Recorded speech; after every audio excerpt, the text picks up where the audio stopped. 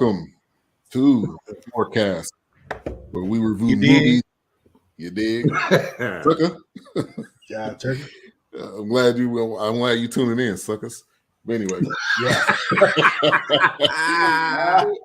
I was waiting for them to say jive. They didn't say jive. Yeah, I did that. yeah. I speak jive. It's jive tonight. This is the Fourcast where we review movies, documentaries, and films like you've never seen before, 4 different perspectives, bringing it to you every Monday at 8:30 Central, 9:30 Eastern. And tonight, like we do quite often, we're doing a throwback Uptown Saturday Night. This was my, I think everybody else has seen it, but this was my first time actually watching it. So for me, it was fresh. For y'all, it was probably a reminder. But yeah, let's. Crap. Wow. You ain't saying that really. You one of those. Probably pisses the people out. Right. The people that they hired, and they was like, we don't know what he said. Remember that dude that it was a Mandela funeral? It was something, doing it right. He just they had to say, we don't know. Trying to get that paycheck. Yeah, exactly. It was like, oh, sign language? Oh, I can do that. Yeah. What you need me to do? What you want me to be at? He started up rocking. Yes. All right, let's kick it to King Doc first. How you doing tonight? I'm fantastic, man. We need to get you straight because I'm just gonna say this, man. On the beat situation, the intro beat, you went from it being a marathon. It's 3 minutes. We back here brushing our teeth, combing our hair, and all this. And now we get just a little taste of it, man. That music too good to just be hitting them and quitting them like that. Man. Come on. Yeah, it's a high beat. Come on, DJ, bring back that beat. I'll bring it back. I'll give you a little bit more. Yeah, we paying good money for that beat. Let's go. A-Trap, how you doing? I'm gonna be doing a little better after the night. A bacchiotomy machine. Oh man, they came in. They came in. I came to the doctor. I went to my physical therapist today, and they gave it to me. And that cortisone shot has been doing. It took me from an 8, so I'm consistently a 3 or 4. Yeah, wow. That's a blessing. Man, you talk about a brother could walk down the street, don't look crazy. I can walk a straight line again. I'll see my pain specialist tomorrow. That's what we calling them now. That's what we. No, he didn't hear me. I said that's what we calling her now. Okay,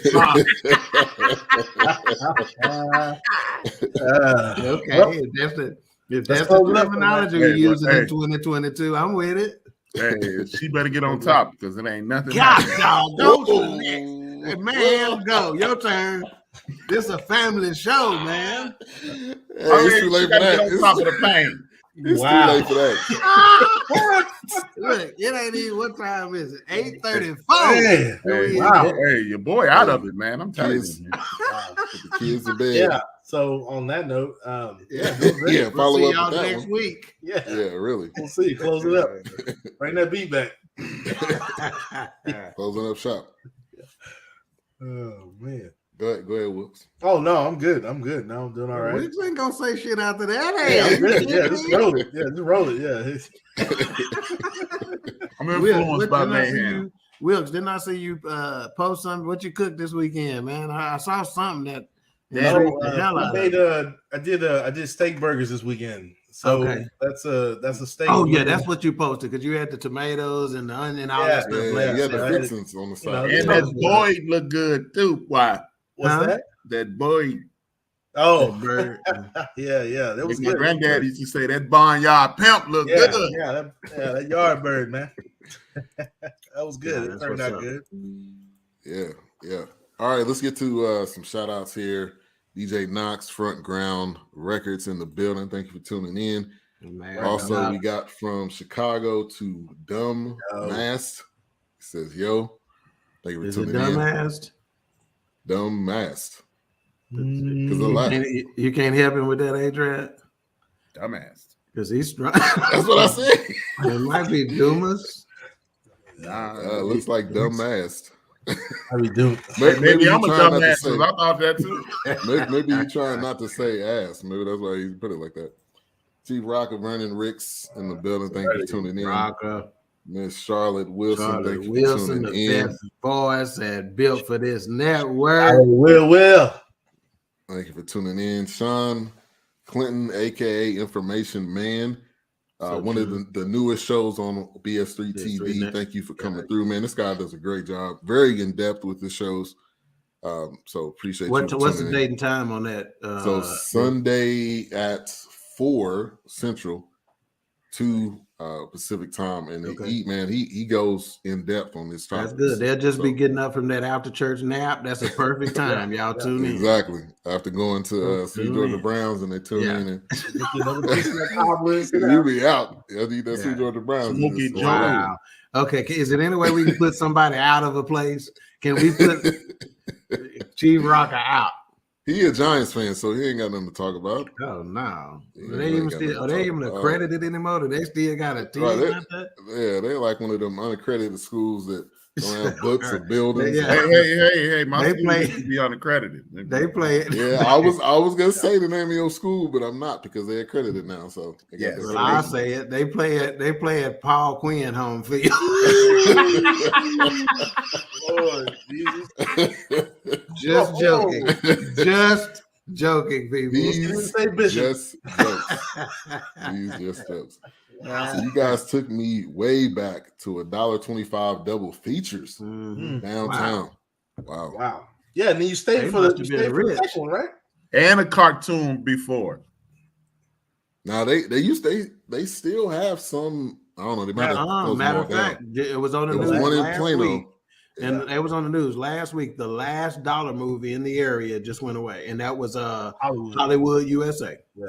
Yeah, there was one in Plano, but they changed. Hey, I want to ask Doc or H-Rap, but so I know I don't know if we're getting off subject, but kind of what we don't care. Was talking about. That's what we do. We started the show off talking about getting on top. You think we care about where we go? Yeah, that's just true.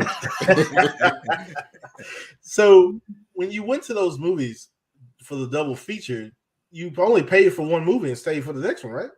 You could stay all day. Oh, okay.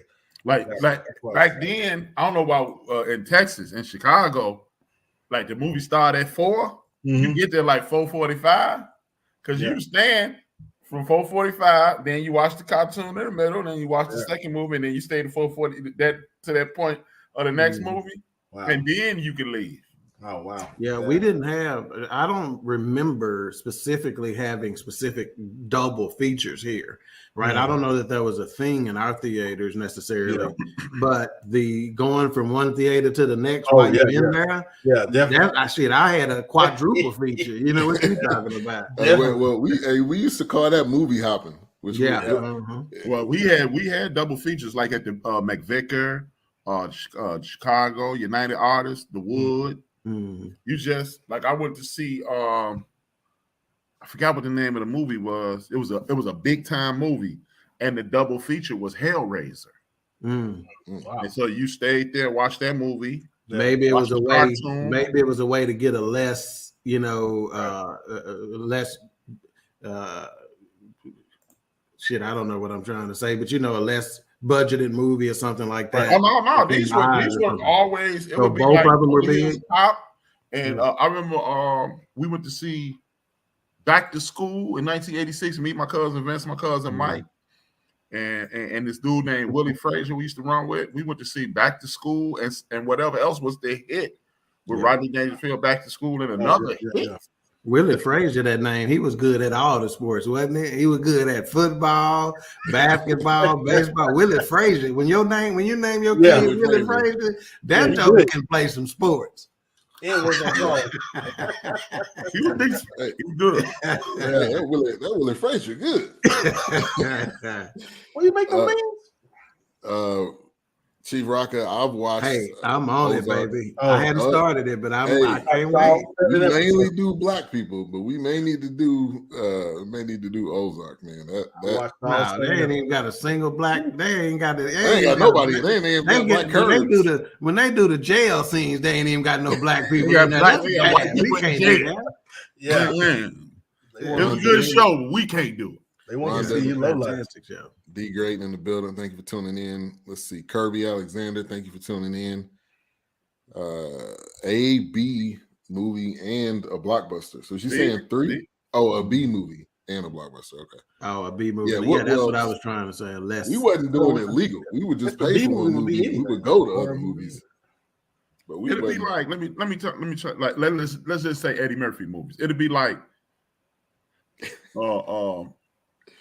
Trading Places and The Golden Child. Well, those were both good. I'm just saying it wouldn't be like Trading Places and Best Defense. Yeah. Even though they probably put a little bit more money in Trading Places at the time, you know, because it had more big time actors in it and stuff like that. But at the end of the day, they both was good. I want the knife, please. Is that a bed? Is that a bed? That's what we should have been doing is one of Eddie Murphy movies, not his doggone stand-up. Not a stand-up. We'll do that. We'll do that next. Trading Places is one of my favorites. Yeah, I think we got to do that one. Love that. That's a classic. Just like Coming to America, the first one. Yes. I'm a karate man. I bleed on the inside, but you wouldn't know that because you're a big Barry White looking motherfucker. Tell us how you cut him. Yes. I told you I didn't cut the dude. I cut him. You know what Kirby Alexander talking about with Dearborn Theater? Oh yeah, the Dearborn Theater was a theater in like 86. That's where I went to see the Rodney Dangerfield joint at, and it was a former porno movie hall. They used to have like the big movie joints is right here on Dearborn and Randolph, 2 of the United Artists in the Wood. And literally connected to the Wood was this porn movie house. And then they changed it to the Dearborn, and the floors was mad sticky, and the rats was mad. And for some reason, single socks all over the place. I didn't understand that. You never found 2 socks together, just one at a time. Just one sock at a time. with a bunch of travel size lotions everywhere too. Yeah, right. Yeah. See, you didn't have to see some things. Let me explain something. See, Ben is new to comedy, y'all. He don't understand that you just gotta walk the people up to it. You ain't gotta go all the way through the door. We letting a lot out there. Yeah, hey, the drive-ins. I do remember drive-ins, but they have a couple here. I think it's one in Ennis. They're bringing them back. Make a little comeback, actually. Yeah. Because you can actually go through your radio now instead of hanging that little thing on the window. Oh yes. You tune into a good station. If you got a good system in your car, then you can be Dolby Surround in that joke. Hey, but I remember when they first started doing that, you could connect it to your radio. Me and my cousin Mike had our grandfather 7298. That battery we still need a jump. Hey man, I need a boost. You just had to plan on it, huh? Man. Yeah. Talk to the person next to you. Hey, I'm gonna probably need a jump later. Raider Kev in the building. Appreciate you for tuning in. Doing a great job with his YouTube channel, talking a variety of topics, Raiders, health. So big shout out to him. Let's see. I think Built for this network song. Built for this network, definitely. Kirby Alexander, Colors and Bad Dreams. Is that a movie? Yeah. Oh, okay. I saw Purple Rain at the drive-in. The Bel Air. That was the drive-in. Okay. Cool. If you was from the W. All right. Uptown Saturday Night, which you got to watch it on YouTube because it really is not. I don't think it's anywhere else. I looked at a lot of different places. YouTube. It's on YouTube. You can watch it on Prime, but you just got to pay for it. Yeah. Oh, okay. Yeah, we don't do that. Or no, they ain't no war. This time. You can't do no free. Okay. You can't do. Well, you can borrow somebody's, but they trying to shake down our brother William, Dr. William. Yeah. All right. So initial thoughts. First off, let me say who or ask. Has everyone else already seen it? Yeah, well, I've seen it already. Okay. Yeah. At least 483 times. Mm-hmm. See, back in the day before TV is what it is now, those types of movies would get replayed more often than they seem to do.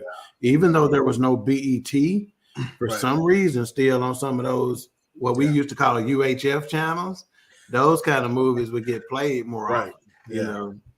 And remember, the late show used to play them too. Mm-hmm. And then you would see, like, of course, like I Spy was big, and then you get like Cleopatra Jones and a few Foxy Browns in there. But yeah, they don't, man, TV's not like it used to be growing up. I mean, you could turn the TV on and get a good kung fu movie after church. It's like, you know, I ruined a couple of socks to Foxy Brown late at night. That's for damn sure. We blame that, brother.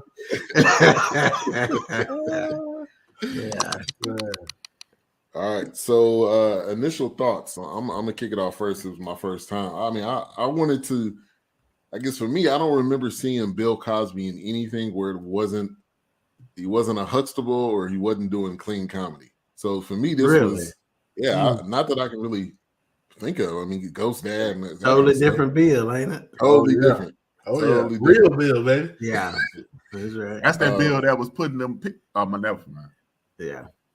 Oh, oh man. Do we got a double secret probation we can put A-Trap on, man? Because he is just disrespectful today. Hey, you start hanging out with Bill like this, you wake up, you like this. We get it, man. We get it. We get it. Like this. Lord. Hey, We Rhonda, get it, man. It's too late, Rhonda. Yeah, Rhonda. Hey, and you must wasn't here at 8:34 because at 8:34 it was already jumping out. It's too late. That's why it took us 15 minutes into the show before we started talking about the movie.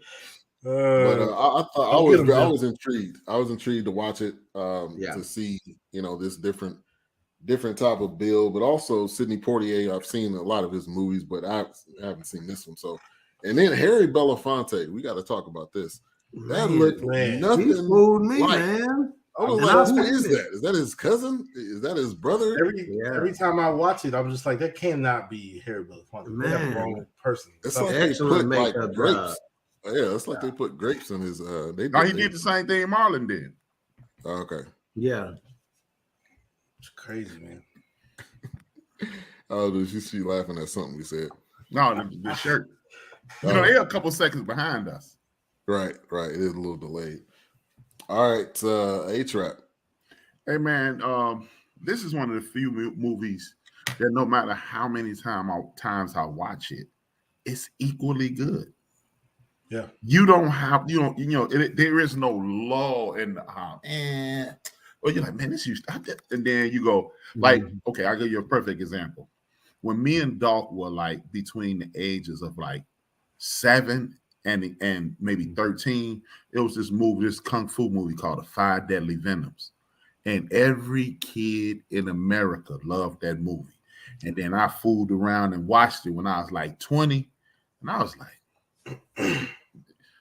this ain't what I watched. Yeah, there are some movies like that. So basically what he's trying to say is it held up. Yeah, it's still that's as good of a compliment as you can give a movie.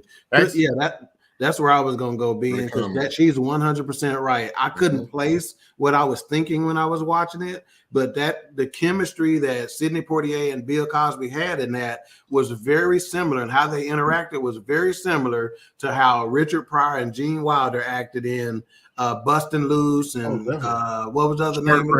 Stir Crazy. That's that they acted a lot alike. That's a very good point. Great comp. Great comp. Great point. Yeah, man. I mean, like you were joking about the slang, and we were joking before we came on. Yeah, that's right. We bad. I still use some of that slang. Yeah. It was awesome, man. We got to put Stir Crazy on the list too, man. Yeah. Another class. That's right. We bad.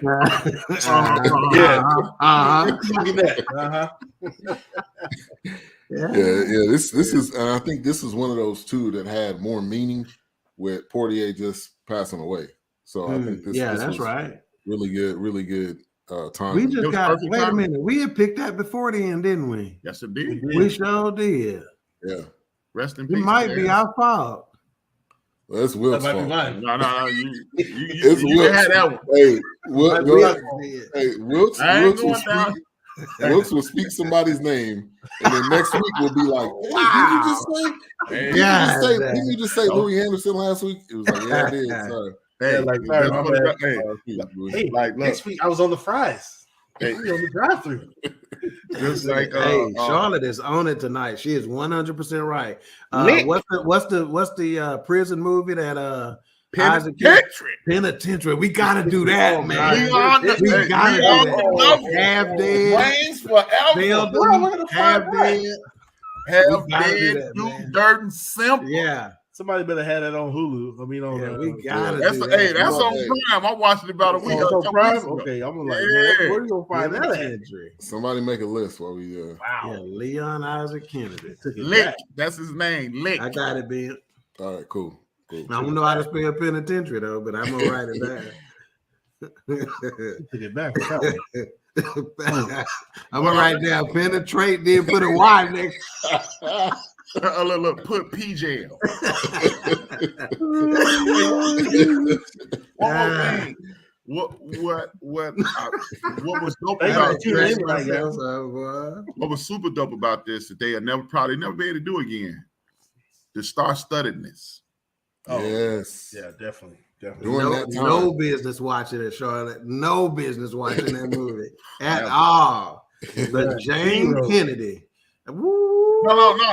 It was another girl. That's you talking about Body and Soul. Okay, so Jane Kennedy wasn't in that movie. You talking about Body and Soul. Body and Soul is the reason I never smoked weed. I'll tell you about that later. I guess I didn't watch that movie. Wow. Jeez. Rhonda spelled penitentiary. Penitentiary 1, 2. Okay, appreciate you. When did the penitentiary come out? About 81. Hey, I was gonna say 81 or 70 or something, 79, something like that. Leon the Lover reigns forever. He's a fake ass Muhammad Ali, Sugar Ray Leonard. Okay, I'm looking at the picture right now. I don't think that movie gets enough credit, man. I really don't. I think it was genius on a lot of levels. And you know the dude who was the warden in Oz. That's half dead. Yeah. That joker was scary. I was scared of Half Dead when I was a kid. Half Dead kept at least 20% of the hood out of jail. Raping that girl. It's like, oh.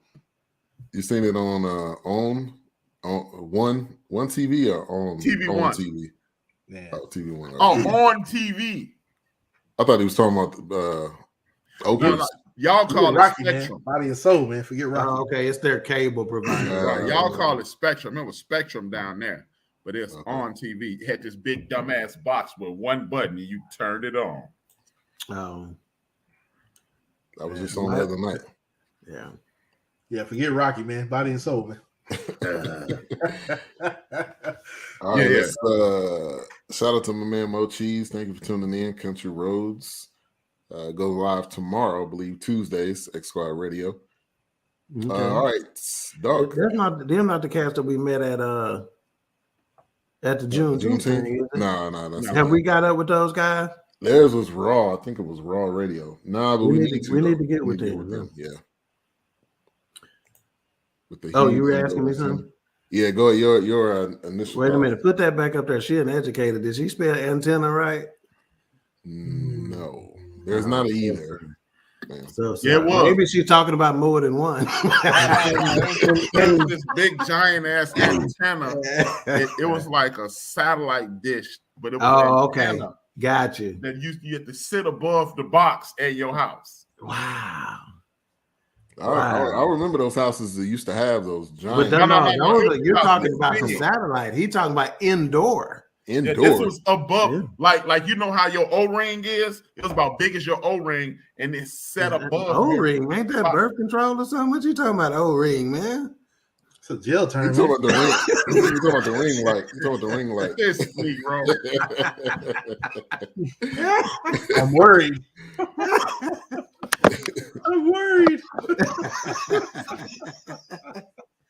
I'm sorry, Charlotte. My bad. I'm worried. Or power drill into the wall. All right. You was about to ask somebody a question, man. I was just gonna say your initial thoughts. Mine? Okay. Yeah. Hey, of course, one of the things I loved about it is the 70s music and graphics. Yes. If we're in a time capsule and you need to explain to somebody what the 70s was about, show the intro to this music, this movie. Because the graphics and the doggone music was just so nostalgic, man. I felt like I wanted to go get me a push-up ice cream, boy. I felt like I was 8 years old again. Boy, was this the same lady that did Good Times? It sounded like the same voice. I don't know. I didn't pay that close attention. No, it was a guy. It was a dude. No. That was the emotions that we was listening to. Just looking did Walona do Good Times? No, Walona did the Jeffersons. Watching the asphalt grow. I don't know who did Good Times. Walona did the Jeffersons.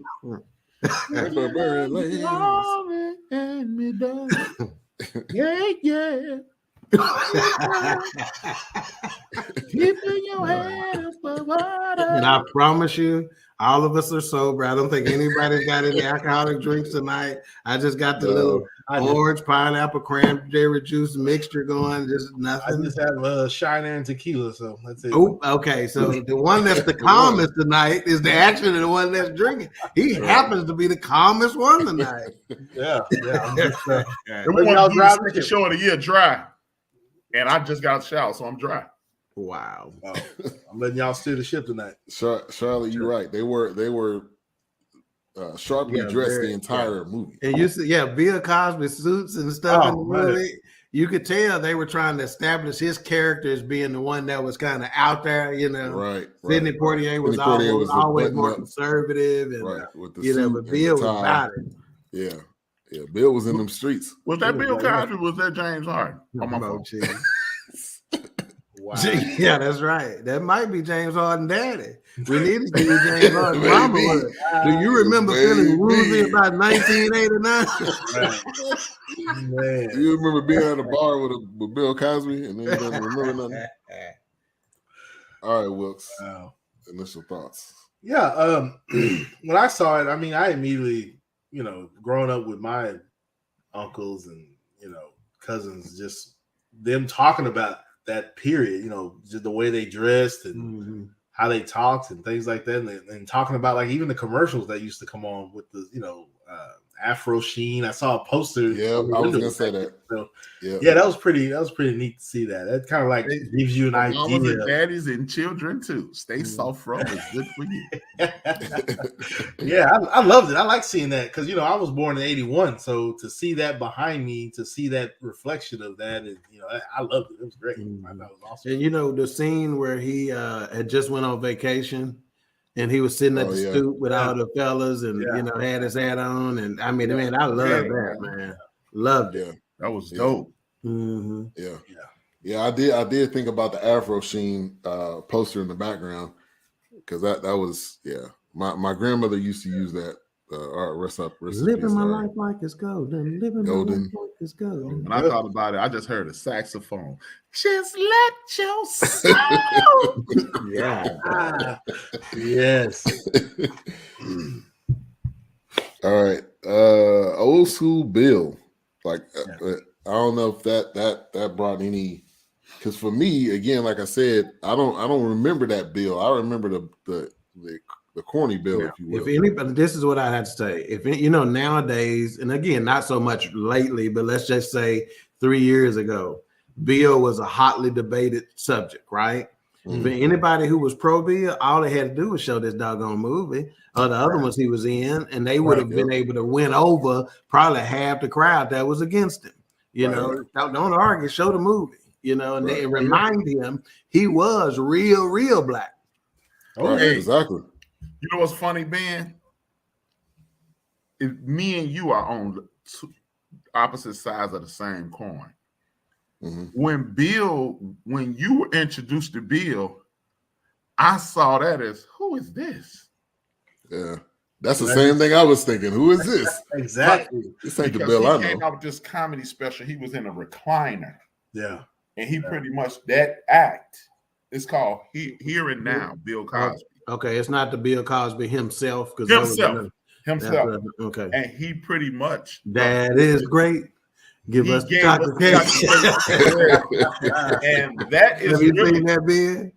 I don't think I've Bill seen that. Cosby Oh, himself you gotta see that. is the Huxtable. Mm. That's he just turned his special into a TV show. Right.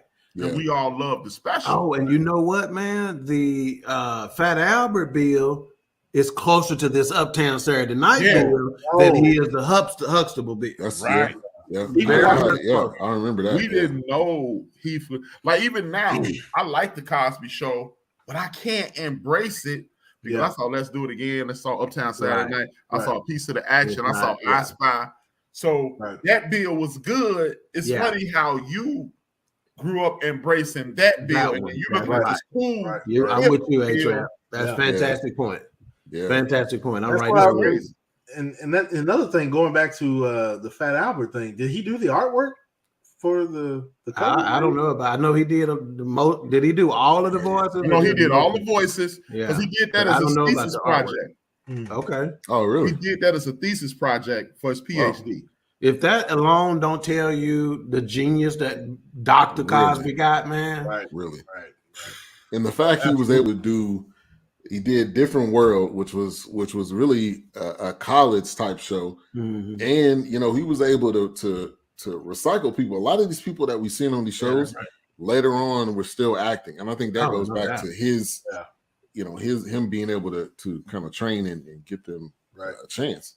Hey, well, another fun fact: Bill brought in a sociologist, so it would be never a negative thought put in people's mind on Cosby or A Different World. And then when the show started to slip, he brought in the great Debbie Allen to do the direction. She rebooted it because it started off up here, started to slip.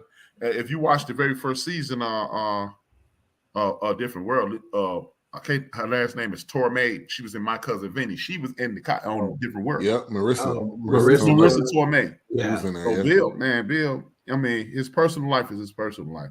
I mean, I'm gonna tell y'all something about somebody else. We can still love this guy that we all love him. We can love Bill. That's right. You're right, man. That's a good point. Because I'm not gonna say this dude's name and what he did on air because I don't want to put a grain of salt on this dude's name. Gotcha. We all love him. Yeah. Gotcha. And if you want to know, text me and I'll tell you. The original Tyler Perry and putting Black to work. I agree with that. That's good. That's a good point. I didn't think about it that way, but that's he just didn't dress up as Medea. But that's a good point. I didn't think about that either. Now, Zenobia's. Hey, this made me want to go to Zenobia's. Like for real, this whole movie. That's all they was talking about. But that was an after hour spot. After hour spot, right? Exactly. Meet me at 1:00. Yeah, we ain't doing no gambling at these after hour spots nowadays. I promise you. No, in Dallas. Gambling with your life, maybe. No, hey Trap, I didn't take you to the after hour spot. This was your first visit. I was just trying to see what you was about first. I couldn't get you all the way there. I'm getting off you saw naked. Do I need to send Ben the picture to post on the way home? You barely made it that night, man. I can't hey man. Okay, this is why I barely made it that night. I am definitely afraid of flying. Yeah. I love flying. I've flown all over the country, but this is what I do. Like if I was coming down to Dallas tonight, let's say I was leaving at 7 o'clock in the morning. I'm not going to sleep until I sit on that damn plane. Yeah. I have never been like this when the plane took off or landed. Until that dude, that jackass from South Carolina, woke me up. Hey, they get in on potato chips. Boy, you lucky they didn't blew up this shit. They blew up that shit in New York. I'll be kicking your ass like that. He struggled that night, man. Look, man, I was so scared when the plane turns. That's my first time knowing that planes actually turn in the air. Mm-hmm. I got air sick. I almost threw up all over everybody. Wow. Man, I ain't trying to brag, but I done flown from coast to coast. Yeah. From border to border. I done been to Mexico and Canada, and your boy was scared to death. Mm-hmm. So by the time we kicked it, and then you saw the H-Rap secret that if I sit here long enough like this, I could be asleep by the time dark. Start talking. That's a gift. Shout out to my aunt Ernestine. She got it too. Yeah. All right, so Zenobia's, which they was like just fascinated about, and it was Sidney Poitier, which his name was Steve. It was his vacation. There you go, dog. In 2 weeks. He got 2 weeks vacation. 2 weeks Like, vacation. what? Yeah, and I'm like, when he it's said the only that, I'm thing like, I'm thinking of. He was like, Yeah, we like, gotta go. I don't care what else you do, but we gotta go to Zenobia's. That's I had heard that, A-Trap. Man, 2 weeks. Yeah, I had heard that. Appreciate you, Chef Fine as Wine. Make sure to subscribe to this channel. Hey, whipping up some good meals. He in the kitchen with the chicken. He whipping. Seasoning the chicken. Finger licking. Whipping work. Now the guy that came in that was robbing, one of the guys, didn't they sound like DMX? That was the what was that guy's name? That was Calvin Lockhart. That's Calvin the name of the Lockhart. actor. Yeah, that dude Biggie sounds Smalls, baby. Yeah. That's Biggie Smalls. So, Yeah, I he was like, in a man, lot that's more DMX. stuff back then. He kind of disappeared on us, didn't he? Yeah, he he disappeared was- permanently. Huh? He permanently disappeared. How long have you been past, man? Maybe about 4 years. Yeah, but I'm saying after, like back then, I would have expected him to be in a lot more stuff. He was in a few things back then, but Yeah, he just had that name that seemed like he was in everything. Like he was like, Yeah. He got 2 lines I love, and let's do it again. And he was hiring 2 new thugs, and they was like, "Okay, Mr. Small, call me Biggie." Yeah, there was a video. There's a video actually on YouTube. I didn't watch it, but it's talking about like forgetting people in Hollywood, and it kind of goes and I think it talks about him and like what happened and stuff. So maybe when I seen Calvin Lockhart, I immediately thought of Eric Lockhart. yeah. I don't know if there was. Never happened. He's from the Bahamas. That's where he actually was born. Oh, is he? Yeah, I think Lockhart is too. That's what we're talking about. that's what I'm talking man. about. Oh, okay. Not the Lockhart we Not know. Lockhart. No, not the other Lockhart. That Lockhart from Dallas. Yeah. Good dude too, man. But I was thinking, like, ain't that it when you winning something and then they come in and rob the joint? Right, man. That's like life sometimes, man. You like, man. you got the That's chair the pull part for I money. could really tell it was supposed to be in Chicago. Oh, and That's yeah, what around. to back up, it was filmed. It said it was filmed in Chicago and LA, but I don't know how much of it was filmed in Chicago, how much of it was in LA. Well, really, I'm gonna if tell they you how just much was did filmed one in scene. Chicago. That's all they needed to. At the very beginning, when they scanned the city, the rest of it was in LA. So it was in LA. So it was 0.001%. Right. of it. Yeah, We'll get the skyline, but that's it after that. that's it. Once they showed that steel man, once they started showing Sidney Poitier at work, that's the last year because that was Gary. That was it after that. It was a wrap. That's crazy. But that scene where the robbery, talk about that, Wilkes.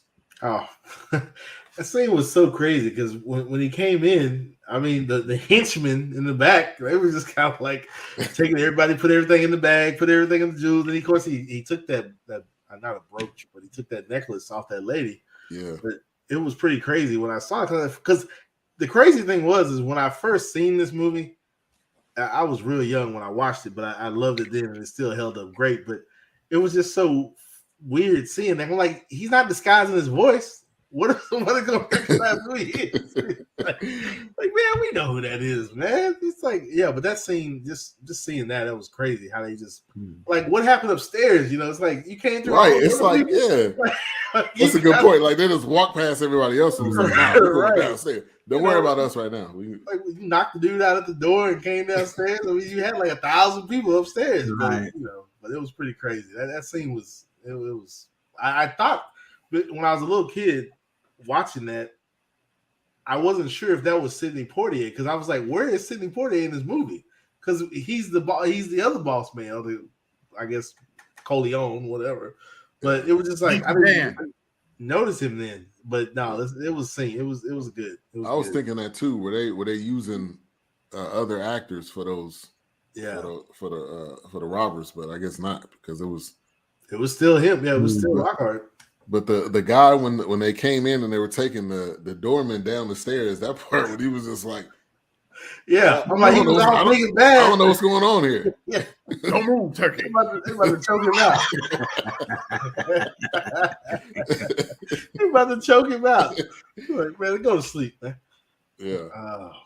With the line where they were like, take everything off. And she was like, Strip down to the underwear. Strip down the underwear, right? Yeah. Like, I don't have no underwear. He was like, okay. Okay. That's what I'm talking about.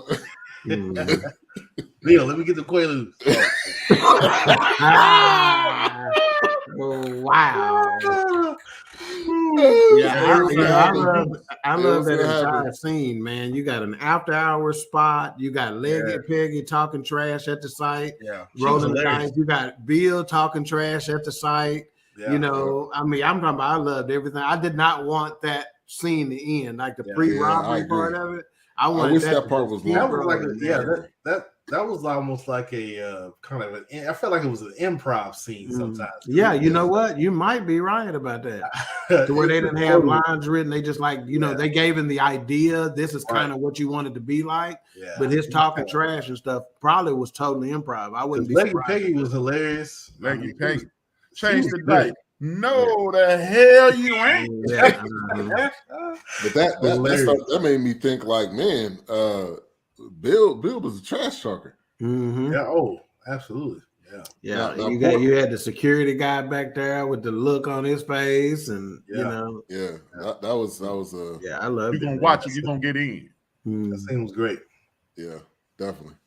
Hey man, I've heard that Richard Pryor used to really idolize Bill.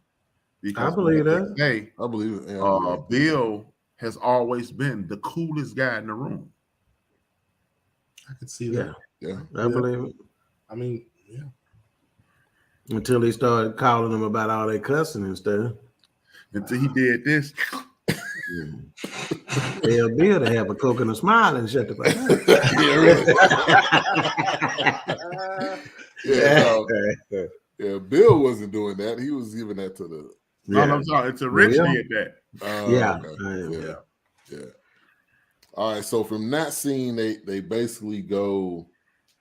They go to church. They went straight from there to the church scene because he was sleeping. Remember? Yeah, because they were sleeping. So they did. Flip Wilson preaching. With that slavery tie. What is that thing called? He looked like one of them preachers that was. That wasn't a bolo. Oh no, it looked like one of them preachers that was preaching to the slaves to obey their masters. That's what that. Yeah, I don't know what those ties are called. Oh, it was like a pencil neck tie or something like that. No, but it was in like a bow form, though, wasn't it? It was like a bow tie, but it was weird. Yeah, Rucker Phil, Rucker Park in the building. That's the dude who don't get his just due as well. Flip Wilson. Oh, that's right, man. Oh, the Flip Wilson show. Yep, Geraldine Chappelle before Dave Chappelle. Yeah, no question about it. Yeah, just hearing about him, Flip Wilson, growing up, my grandmother talking about Flip, my mom, definitely did not get enough credit. Yeah. And Richard had a variety show too back then. 6 whole episodes. Mm-hmm. Only made it 6. Yep. Was it too raw? I believe so. It was probably too much. But probably because of the yipping and yapping they was doing in the background, I bet. Mm-hmm. Yeah. If you want to be wildly entertained, look up the Richard Pryor show Ending Roast. He put I've seen it. He put Paul Mooney on Front Street. He cussed out. They was killing. I've seen it. Yeah. And he went up there and killed all of them. He went down the line. He was like, and Miss Thang right here. Wow. He bust out Paul Mooney quite a few times. Rapid fire. Yeah. He was around me when after my first pump. I'm like, Rich. Like, whoa. But they said that was the deal, man. No, they said, yeah. They said that was the deal. Yeah. Yeah. Guess he was on top. Yeah, And this is in the show business. They call that the stinger. And Ben, you supposed to have been playing the music and calling the stuff. That's what you should have been doing. Hey, Mayhem. Richard said I shuffle, but I won't deal. Hey, house wins. Wow. I'll pass it out. Yeah, I've heard that, man, and I'll pass it out. Man, but a lot of rap people get on Biggie for saying a Richard line, and they don't know it's a Richard line. He was like, when he said, "You look so good, I suck on your daddy's." That's Richard. That ain't Biggie. Yeah. When I first met you, my first thought was a trick. You look so good, I suck on your. Yeah, that's Richard. Yeah. Shout out to the greatest, man. Yeah, man. Which he was in the movie as well. We'll get to that. So sharp eye watching. Right, exactly. All right, 500. 200. It reminds me of, they looking for me. I gotta go. Remind me of Chris Rock. How much can I get for $2? How much I get for real? Right. But so they go to the church scene. They're there basically falling asleep because they were at the club, and they got robbed. And then they go home, which was a funny scene when he was dreaming. Sound like a Friday. Yeah. He was like, "What you slap me for?" Who was you dreaming? Who was you dreaming about? You dreaming about a woman? You must have been dreaming. You was dreaming about me. Yeah, that was that. I like that interaction. Yeah, me too. That was good. That kind of had that reminded me kind of a like All in the Family, kind of I Love Lucy, kind of the way they kind of interacted. That it was just that sitcom kind of thing. Yeah, very old school. Husband sitting on the recliner watching TV, drinking a beer. She back there getting dinner together. Yeah. Love it. In the chicken. See the chicken. Okay. Here we go, man. Here we go. And that I would crack that because that little TV and that TV stand. Yeah, right. That sports and news. That was it. Yeah. It looked like a walker or something that they had the TV on, or one of those. That was 13 inches. That was right next to. That was the third biggest TV you could get. Thank you, Ben. Thank you. I'll be here all week. All right, so only floor model 19 and 13 back then. Yeah, basically she could have just picked that TV up and just turned it around. And she went That was roll it into another room. Now with the Richard Pryor scene, which that was a young. I was wanting to see when how many movies did he do before that? And he did quite a bit before. Was that around the time? I don't know what date was this movie. I didn't check the date. 74. Yeah, 74. Oh, okay. So Superman was long after this. Oh yeah.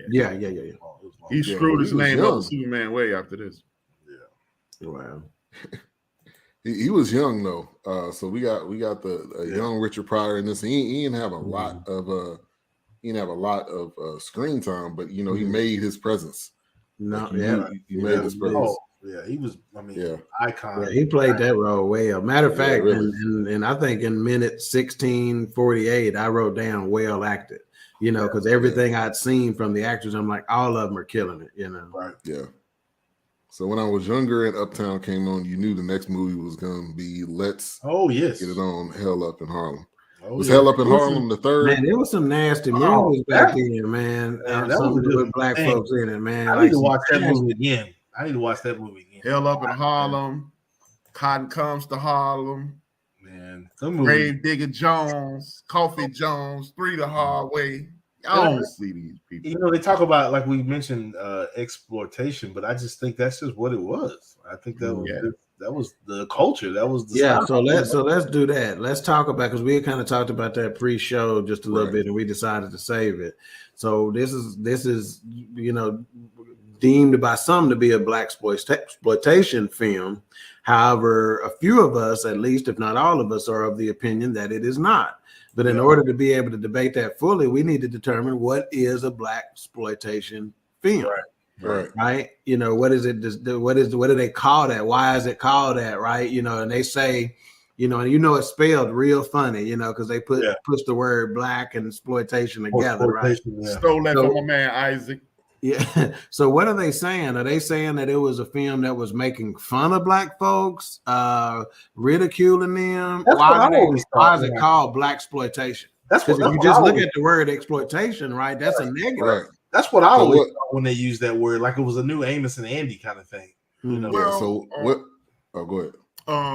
What's my man? He just transitioned. Melvin Van Peebles is credited with the very first black exploitation movie because he was an aspiring movie maker, couldn't make any movies over here. He went over to Europe, blew up, came back with his own movie and made a movie. Black exploitation, in my personal opinion, is another way of saying, from my perspective, this, don't ask nobody, but action adventure black movie. Because when you look at Coffee's sister got killed, lots of dope dealers, and the cops weren't doing nothing, so she took things in her own hand, and Bruce Willis did. 3 the Hard Way is when you got my main man Jim Brown, you got Jim Kelly, and you got Jim Brown, Jim Kelly, and Fred Williamson. They going around whooping on everybody. Truck Turner, the great ancestor Isaac Hayes, going around popping people. He driving through. He got a gun. It don't even go pow pow. His gun used to go wow wow. It was just exploit. I don't know why they use exploitation, black exploitation, but it was always action adventure. It was based in the hood, and I think they just threw that out there to bring a neck, because what it was is a bunch of movies that was funded by us, made by us, and then white folks started to get into it and spent it a little bit, made it just a bit. They looked at Rudy Ray Moore, they looked at Melvin Van Peebles, they looked at Bill and Sidney, and was like, damn, they actually going to see this stuff. They followed the blueprint, and then they followed the blueprint, and then put some white on. Yeah, because then you get into the Mac and Superfly, right? You know, it's like, now is it becoming stereotypical at that point? Right. You know, it's like, really? That's what I thought. I thought that it was more so showing how black people live, pretty much. Yeah.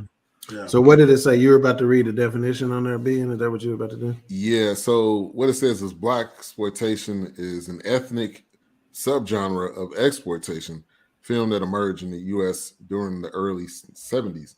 Now, the actual definition says the exploitation of black people, especially with regard to stereotyped roles in movies. Okay, so there. Okay, I get it. So that's that. It is a negative connotation. You know, that's what it meant to, which exploitation is. So they're saying that movies that painted us in a negative light.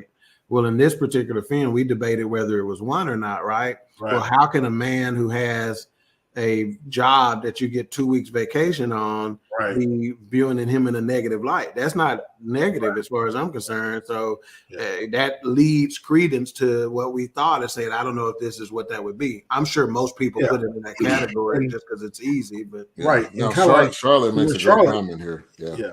See, that's exactly what I just said. Yeah.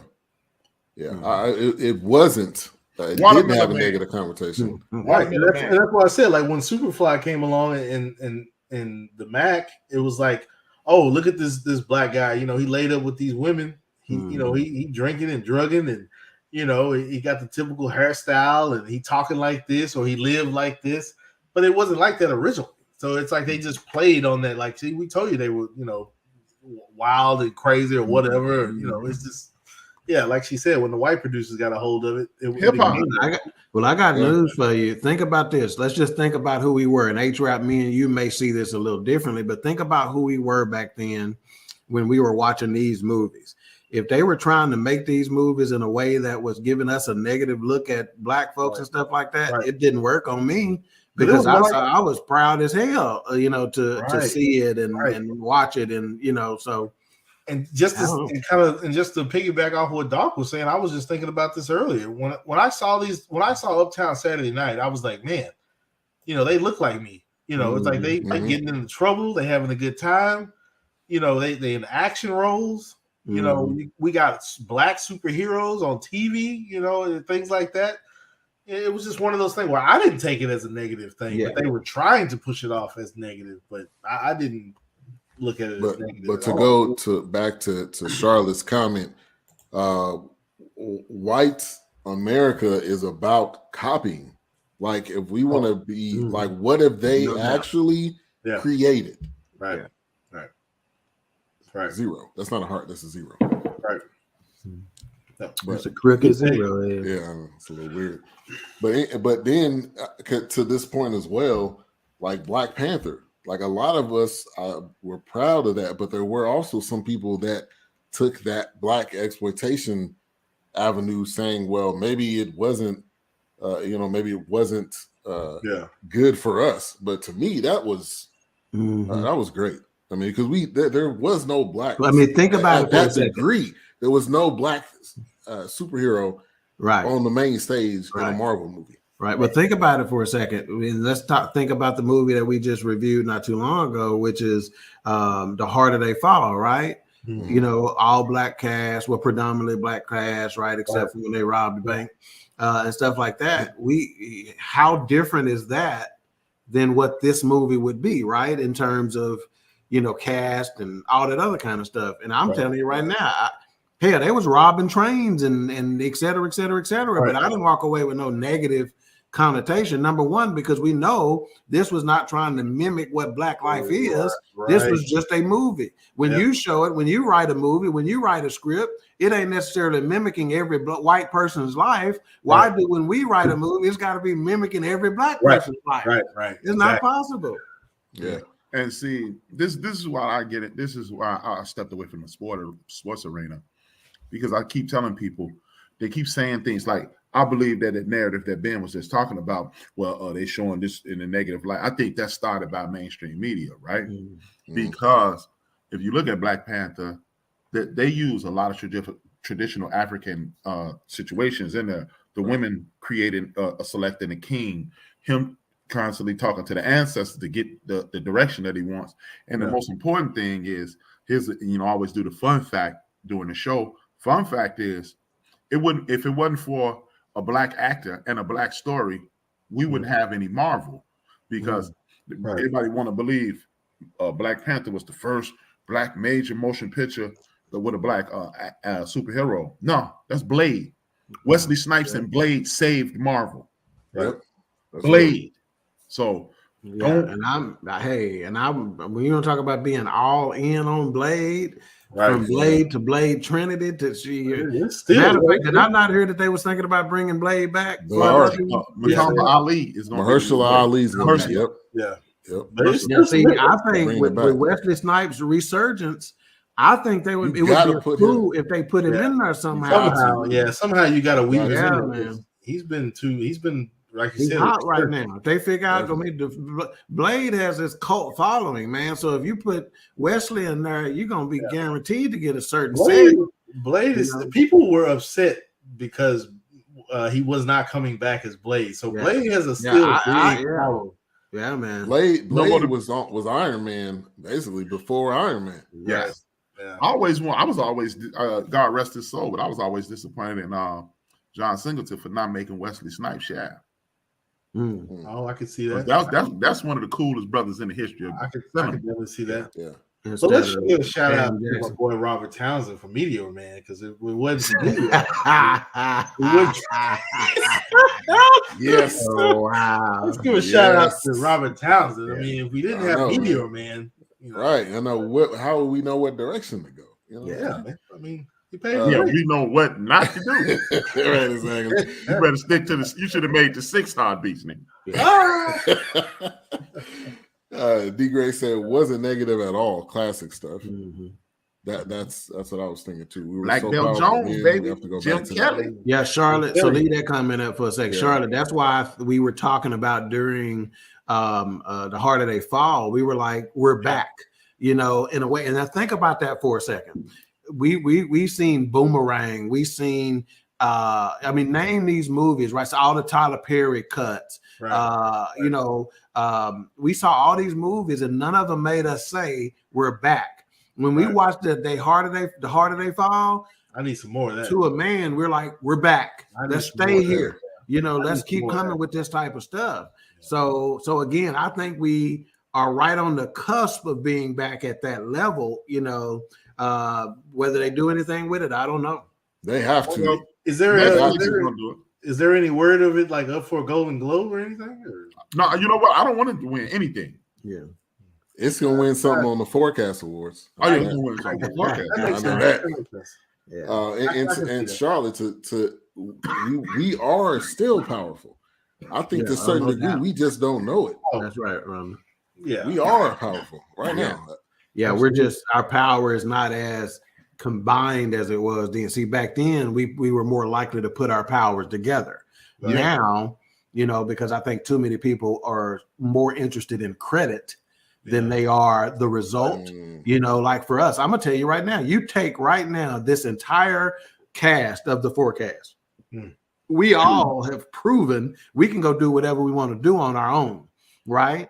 But we are so connected and committed to this, right? Because you put power together.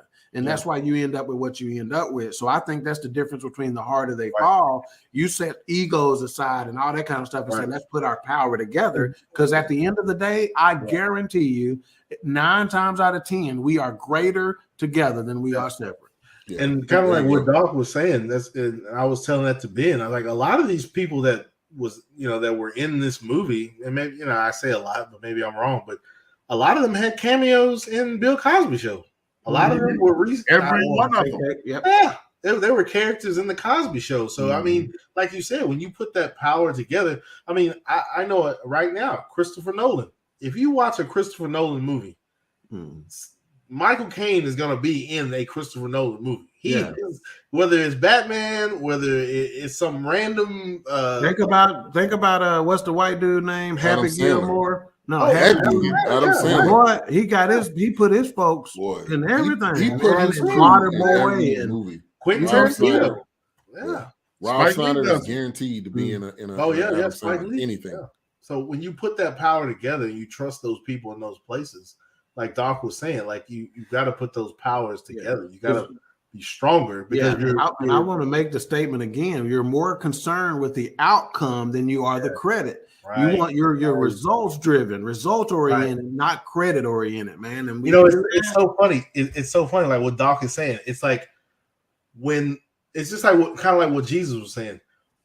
When the Father is blessed, I am blessed, and then it goes back, and it just becomes a cycle. It's That's like it, man. When the Father blesses me, I bless you, and it continues. And it's just one of those things where I don't need the credit. It's not me. It's not me and of myself. To affirm what Doc is saying, each and every one of those characters in the Holiday Fall is a separate and powerful entity on their own. Crazy. Yes. Done amazing one of those you better believe it. It's a real person. Yes, sir. Some of those people were disappointed that they made a fictional tale about our actual ancestors. But as Doc said, you put them on. Why would you can separate them and then have a monicum of success, right? There you go, and identify each one of them. Like Luke Cage and Daredevil and Jessica Jones and Golden Arms. You can do that, and they all be successful. Or you can do this movie and tell people, "Hey, these are real characters, but the story is fake," and then intelligent people will go find out who those people are. Right. Now, I'm telling you, The Harder They Fall. When I watched that, I literally watched it like. I replayed it instantly because it was that good. Like I was like, I couldn't get enough of that. Yeah, and I hope they stay in that lane. Like it was really good. Yeah, and you think of Idris Elba, who's I believe going to be the next James Bond. James Bond, yes, he is. If you just think of that mindset where he's really playing a secondary role. That's right, man. That's what I'm talking about. That's exactly what we're talking about. Anybody when you get big actors like that who are willing to pay the supporting actor or actress, and guess what? Sometimes it's a situation where we're not going to have a lead actor or actress. We're going to all be supporting actors in this situation, right? And then I kind of agree with my man Craig.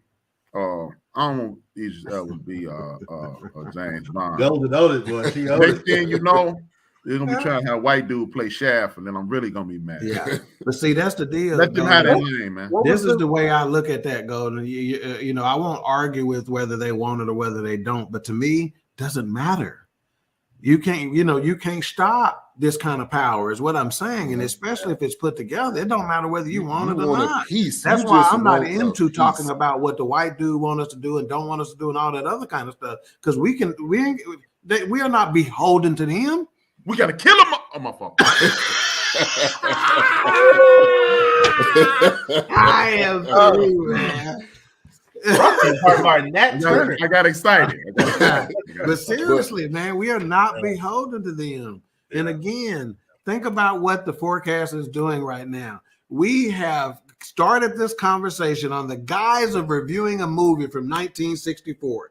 Yet, I don't care who you can take this to the most powerful individual in Hollywood, most powerful black individual in Hollywood, and you tell me they can watch this and not be inspired by it. You're out your mind. That movie was you great. said 64 74, dog.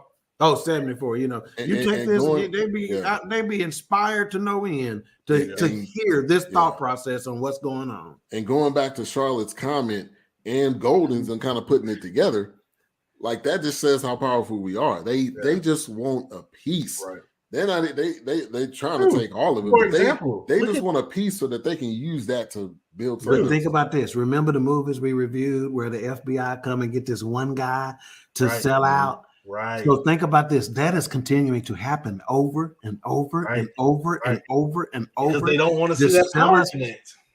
Instead of selling it to them, keep it. It's almost like, when we be back in the green room sometime and we get so excited about what we're going to talk about, I'll be like, save it. Let's take this to the air, right? That's the thing we should do with our content, right? Instead of selling it to white Hollywood, save it.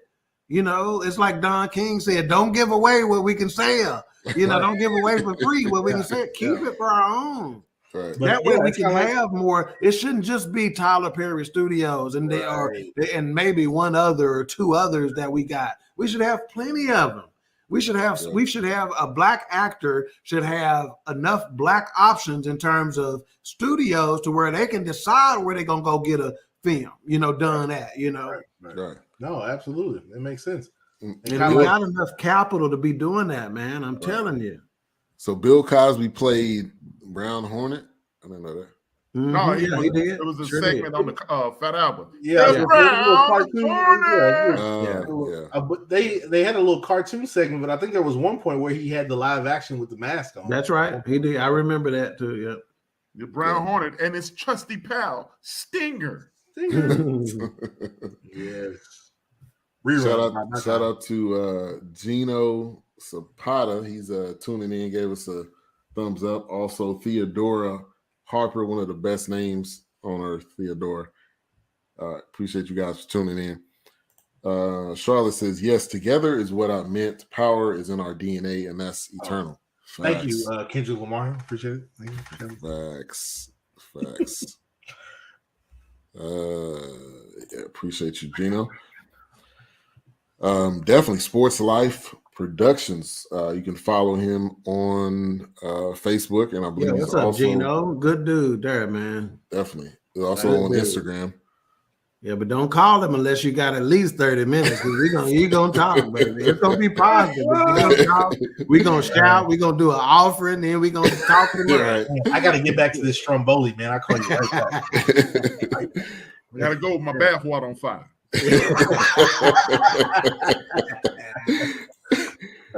These just jokes, Gino. These just jokes. You say true that. Trust me, Gino can take it. Gino can take it. I promise you. Good dude. And just stay tuned. Like I can't go away from this. Stay tuned. Sports Life Productions and BS3 Network. Stay tuned. Yeah. Stay tuned. Yeah. And then my show coming, butt naked under my clothes. Deep thoughts with A-Strap. So back to the Richard Pryor, especially when they go outside, and he's like, "Yeah, that's my brother." I mean, he played that, man. That was too good. That was classic right there. I wish he had more time in the movie, honestly. But whatever they were able to give us, I appreciated that. Man, Richard Pryor. Another fun fact, man. Richard Pryor was supposed to be Cleon Jones and Silverado. Blazing Saddles. Blazing Saddles. Oh, instead of that, Instead of Cleon Cleavon Jones. Little. He wrote That's that. what I movie. felt like. Well, I was like, man, I feel like Richard Pryor should have been doing this, but it was he helped write it. He helped write it, and one of the funniest lines in the history of movies is when Cleon Jones put their gun to his head and in front of all those white people, say, "Anybody moving, a nigga dies." You know that's Richard Pryor. Oh yeah. I love it. Yes. Sharp Eye Washington. I knew immediately he wasn't no PI. I don't know what he was, but he definitely wasn't no PI. He was a con man. He said $500. I gotta go. But that nervous, funny, hustling. He played that role so good, man. He's so good. Yeah. Man, we pimp, so what's this a track team, man? They ain't running from nobody. I know this ain't no Richard Pryor quote unquote star role or anything like that. But when you start looking at him and stuff that we've named, right? We've named the Stir Crazy, and I think Bustin' Loose was the sequel to that. And then you think about Car Wash and his role in that, right? Richard Pryor has some range secretly, man. This dude, when you think Richard Pryor, you only think about how great he is in stand-up for the most part. Right. But I think his movie career is overlooked, man. Yeah. I really do. In the Mac, Lady Sings the Blues. Yeah, there you go. Oh, man, you want to talk about that movie. That's a fantastic suggestion. Hey, the Lady Sings the Blues, that dude was on it in that, man. Was he a club owner now? I don't remember. I can't remember what his role was. I don't remember what he was. But it was and I say Mama used to like that movie. Yeah, Diana was in that with him when she. Yes. Yeah. She was on that Heron. Heron. We're about that just like Mayhem Camry. Oh, wow. Really? I love it. He said, what about when he kicked Goldie's sidekick? When he was Goldie's sidekick in the Mac, and he was like, "Hey man, I ain't running from nobody, man. This ain't we pimps. This ain't no damn track team." All right, well, it's about that time in the show where we get to the beauty of the week.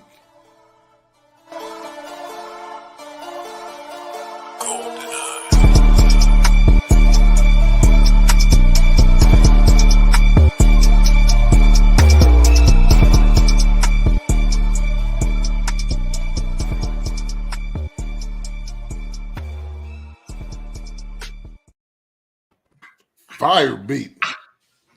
Bring that beat back. You got to start it louder than that. You can't be starting it all right, it is time for the beauty of the week, and our beauty of the week is our Mrs.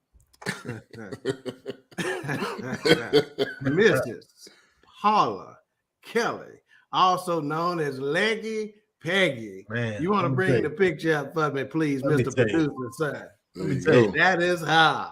Let me tell you. That picture on the right. Ooh, come here. Like them earrings. Hey, I'm talking about the picture on the left. I'm talking about the picture on the left, though. Well, I'm talking about the one with the, my right here. I don't know. Okay. All right. I'll just make sure we're talking about the one. It should be eye-to-eye. You know the one. But yeah, anytime, you get a chick, she's got a sense of humor, obviously. Yes. She's working the hell out that craps table. Yes. And to me, for the host of the Beauty of the Week segment, for me, it ain't always just about who the most drop dead gorgeous in the film, right? There's some other actresses there that you might have put ahead of her. You may say Katie Lester, you may say Rosalind Cash. Who's awesome. You may say Lee Chamberlain. All of them have some beauty in their own right.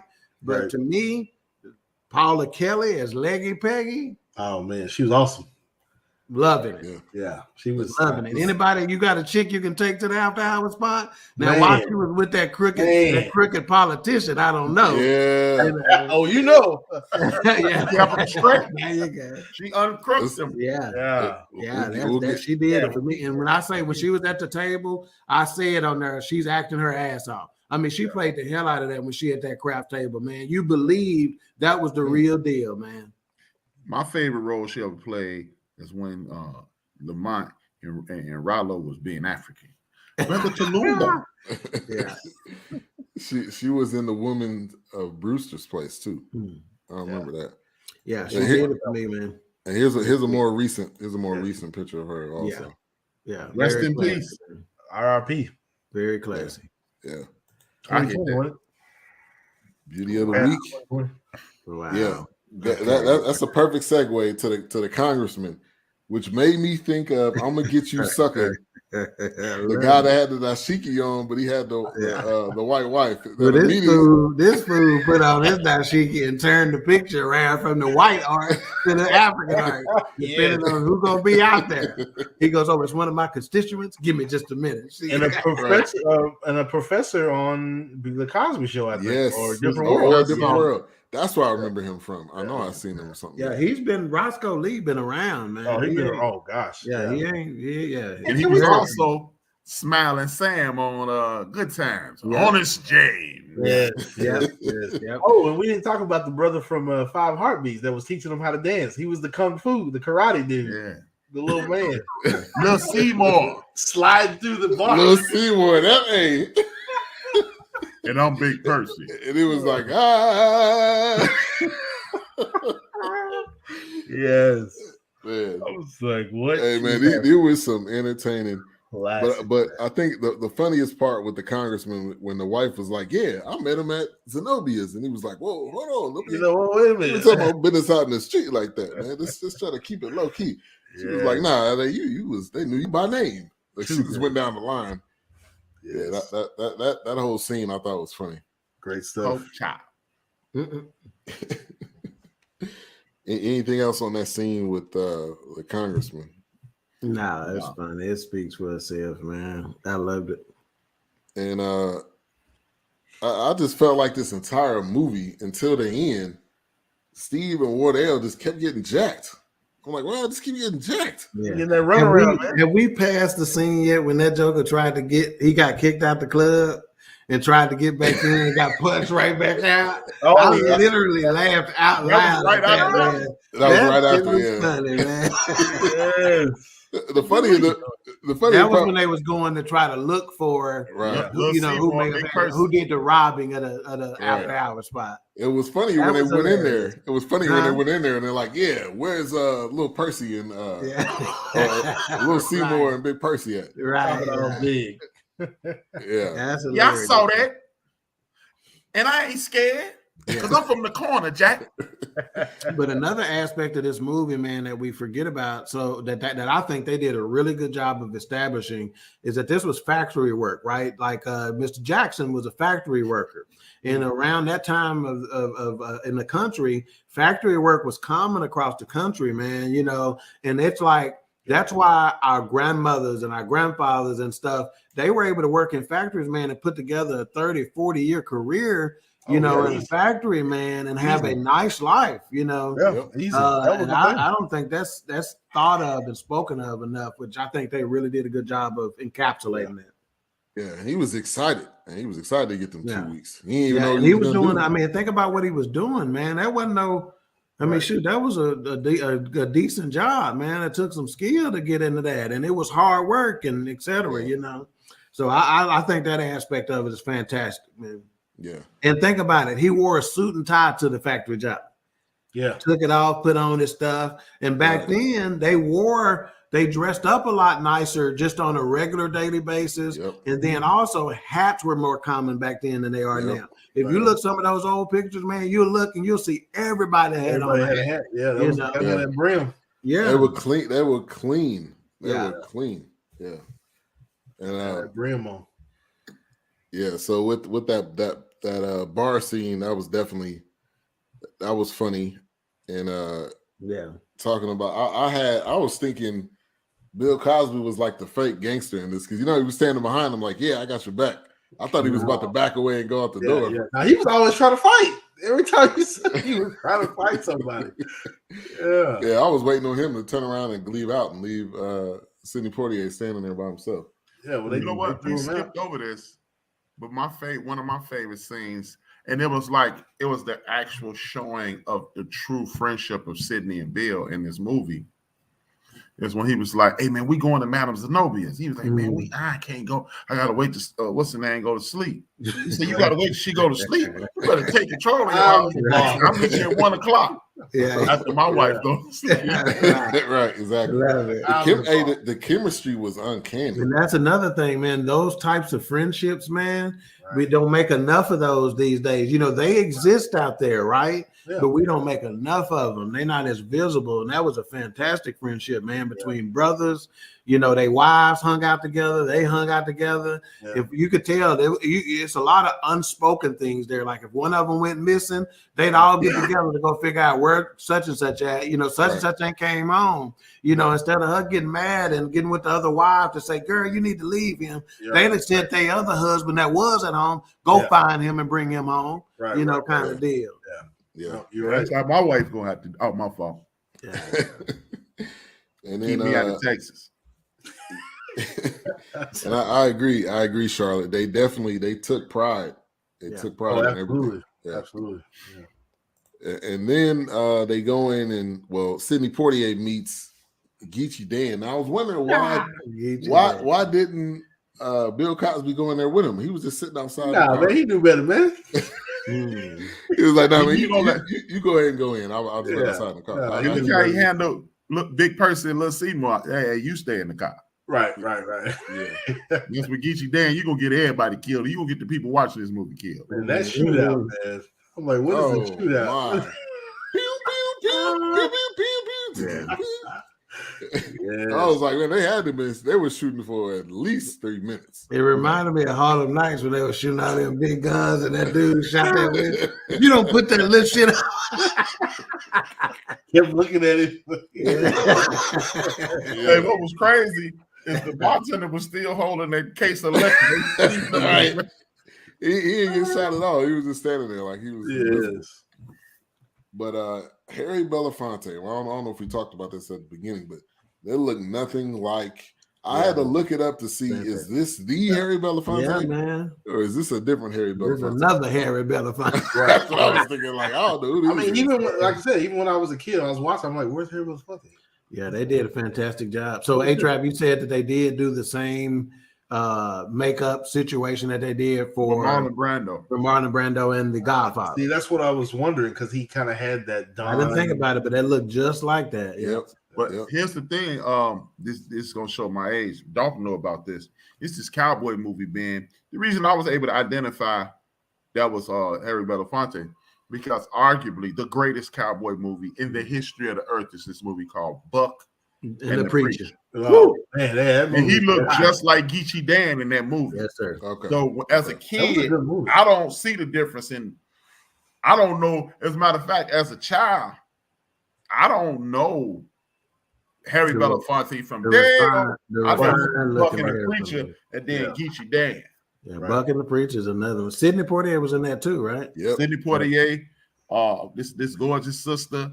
And Harry Belafonte. We need to put that on the list later in the year. We need to look. We got to watch it. Hey, man. That's why I said you can find those on TV, man. But now that's on Prime.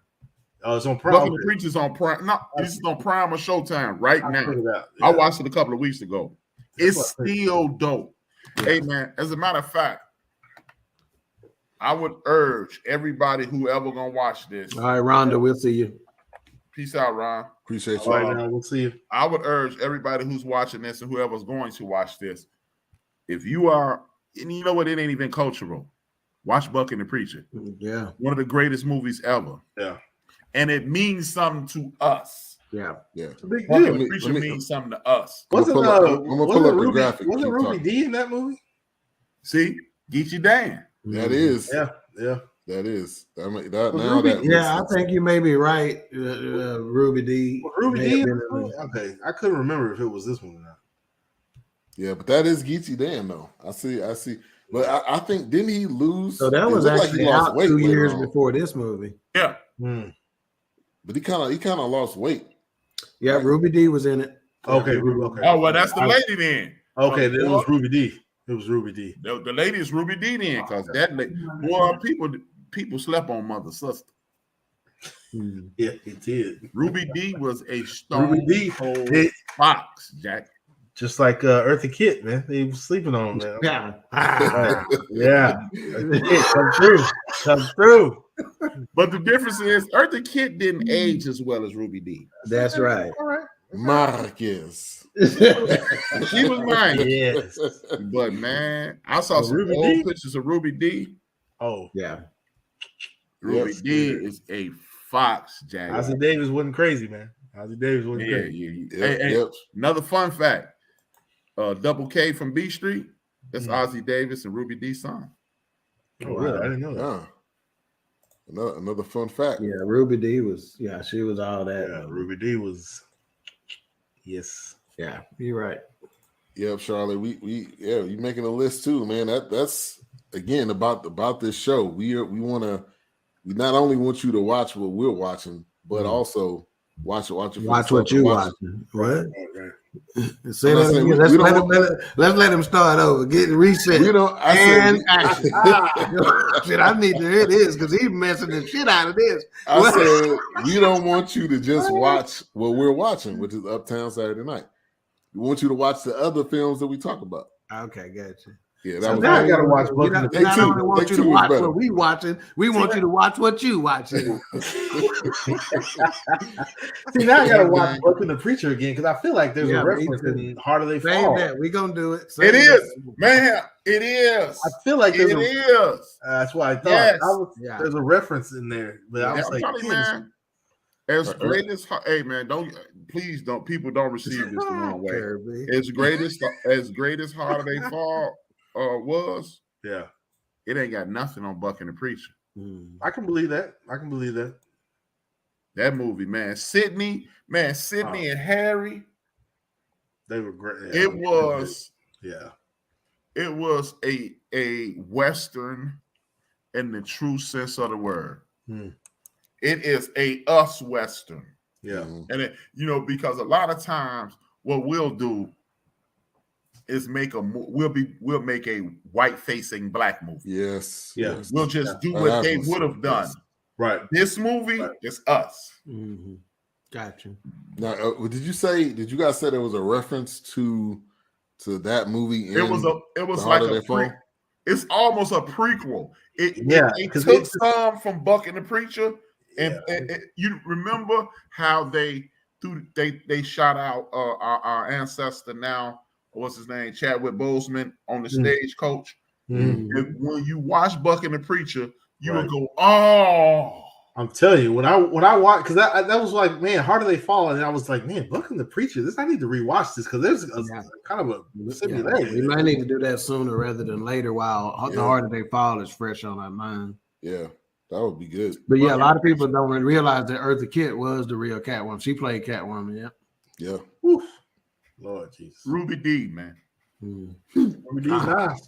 She would have been if they let me do the beauty of the week, and we could do what's the movie with Denzel was a drug dealer, American Gangster. I'm picking Ruby D. Hell yeah, every time.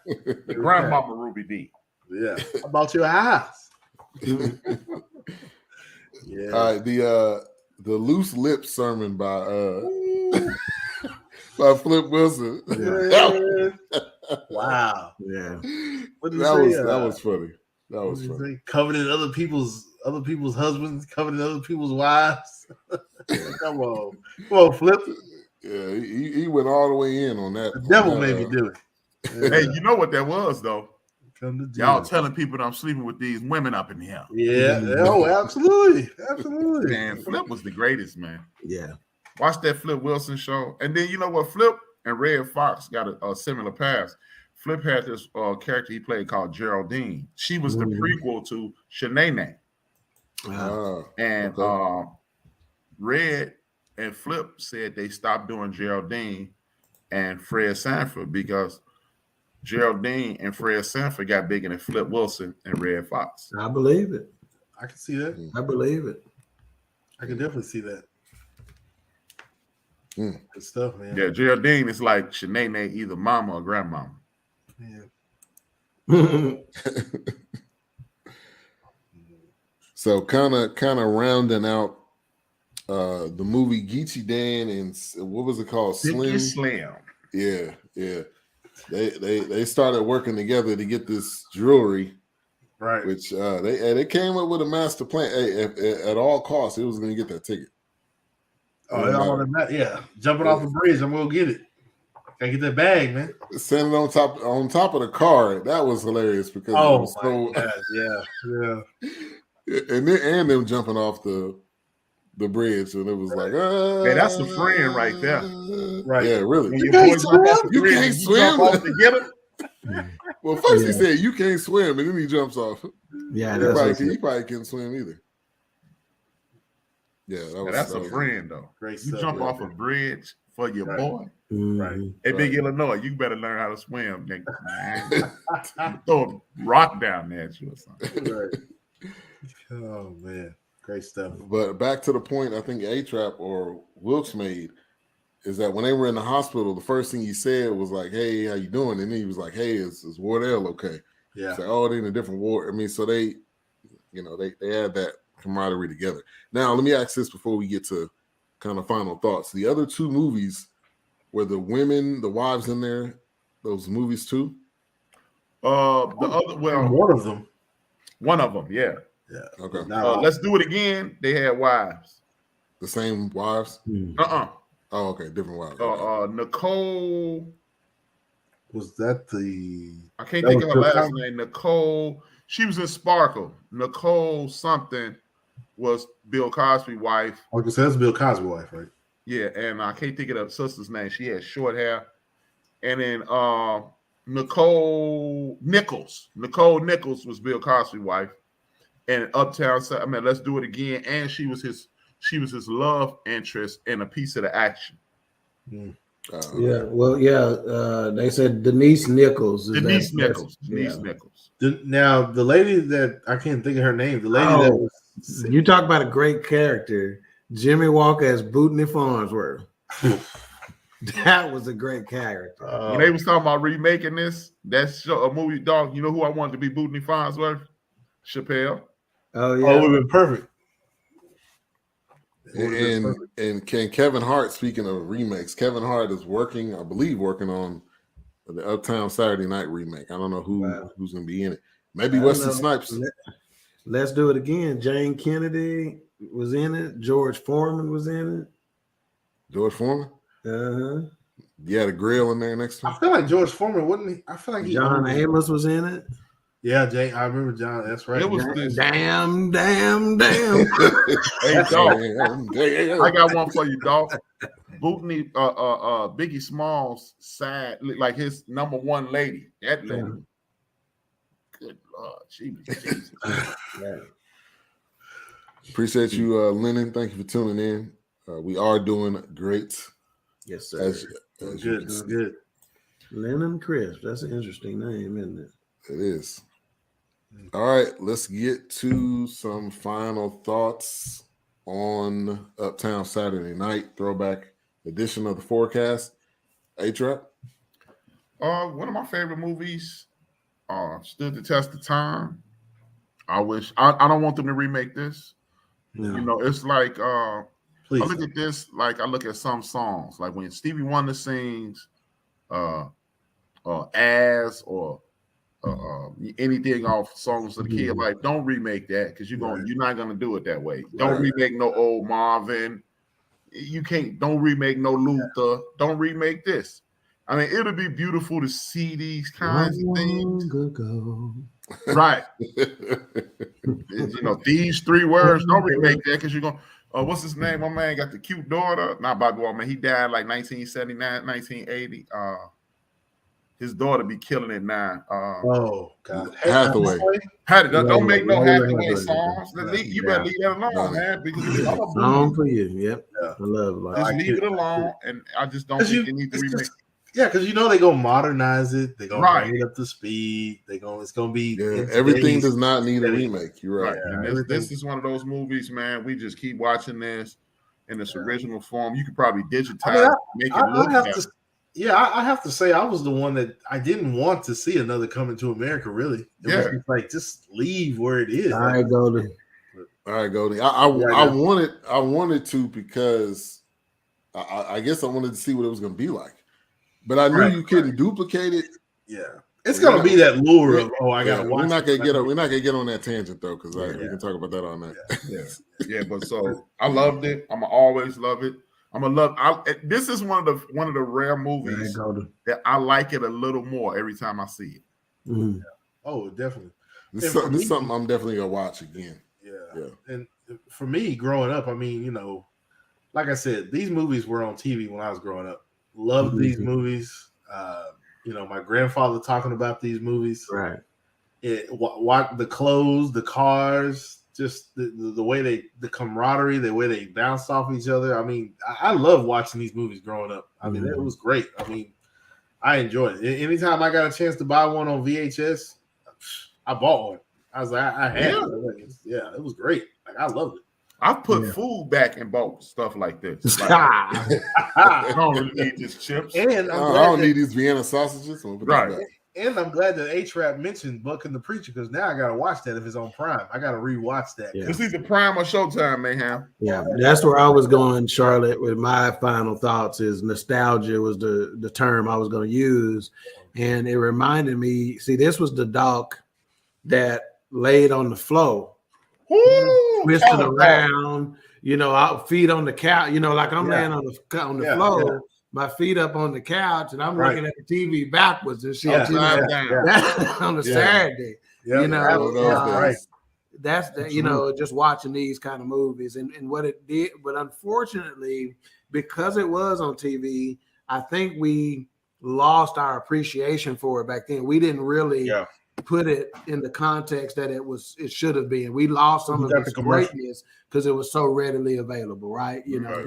But no doubt about it. It's nostalgic. It takes you back to a different time and place that you're fond of and you miss, For me, I'm glad this was recommended, because I think, like I've said all along, good to see Bill Cosby, good to see Sidney Poitier in this role, good to see Harry Belafonte, and I mean, to me, it had the full combination. It had the comedy, it had the realness to it, had the action to it. I mean, it had all the recipe of a great movie. Doing the throwback films was a great idea for us as the Fourcast to tackle one of those a month. Yeah. And as we can tell with this little list we got going on, one a month might not be enough. Right. Bonita Whitfield, shout out to her. She was the one. Definitely, she was the one. You're right. Yeah, she mentioned it. Yeah, you're right. Oh yeah, that's right in front of the TV. The artist formerly known as. Right. Right when that album dropped. Yeah. But the other thing I'll say somebody need to check on her. I ain't seen her on in a while. I think she was. She was on last time. Was she? Okay. Yeah, she was in the last one. Bill Cosby was supposed to be a taxi cab driver, but he ain't ever in this whole. He never picked nobody up. Yeah, sure. Right. Yeah, he used his taxi he stole that car. Right, he stole that car. He's the first Uber. Yeah. It was something that was great in itself and triggered a lot of forgotten memories. That's right. I agree. 100%. We all mentioned something that caught our attention. Because stuff like this came on right after Soul Train, man. I'm watching. Yeah, matter of fact, somebody said, I think it was Charlotte who mentioned Soul Train back then. Yeah, and that was a stop down Saturday morning, just right after you got through cleaning up. That was fantastic. Soul Train, Afro Sheen, Passion Fair, Ebony Jet. Yeah, definitely. Man, I'm telling you, it take me back as a kid, man. It did all that.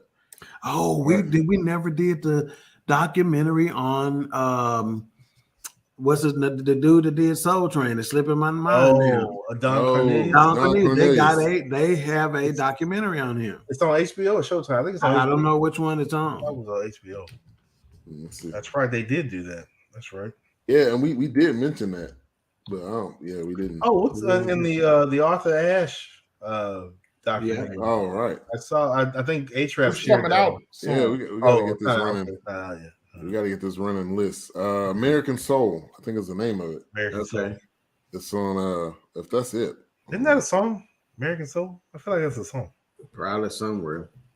American Soul. I feel like it's a song. Maybe. I think that's a series.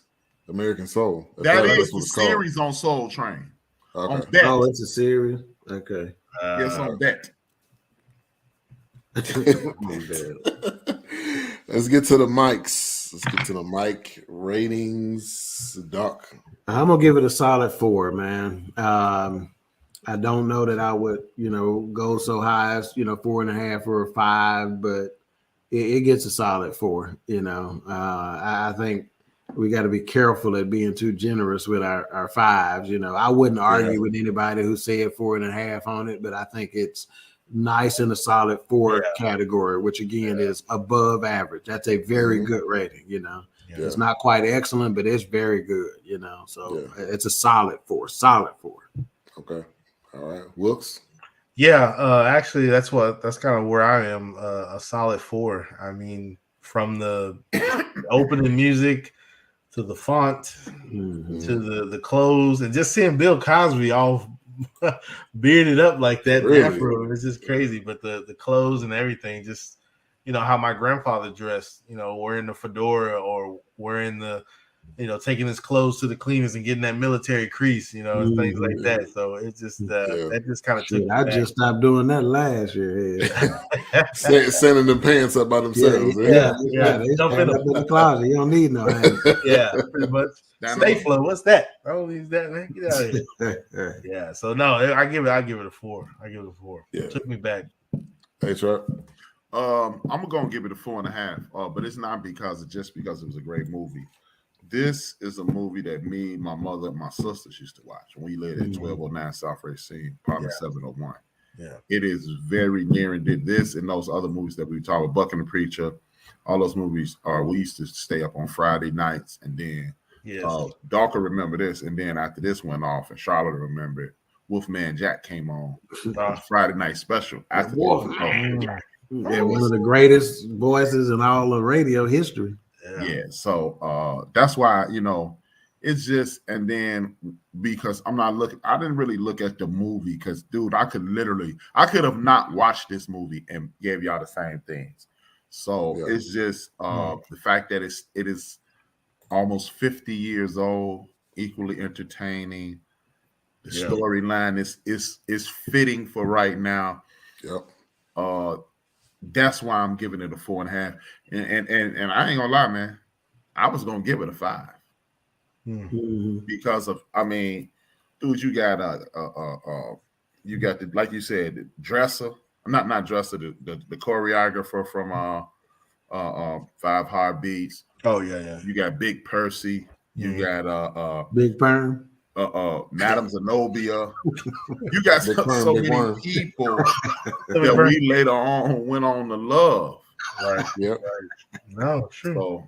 So, I give it a 4, a solid 4. I think it was it was definitely in that above average. I think 5 is a lot for me and what I've rated 5s, but definitely a solid 4. Kev said he'll listen later. He's on a very important business call. All right. Appreciate you, Raider Kev. Hey, and a little BS3 Network shout out. We just got notified that one of our BS3 members, podcast host Erica Fernandez, has just been joined the Sporting News as their senior social media producer. Congratulations. So that's big. Erica Fernandez, congratulations. Shout out. The Sporting News. I might just go on and get a subscription just to support her. Yeah, congrats, man. She's been working. She's been working on that too. Yeah, that's big time. That's big time.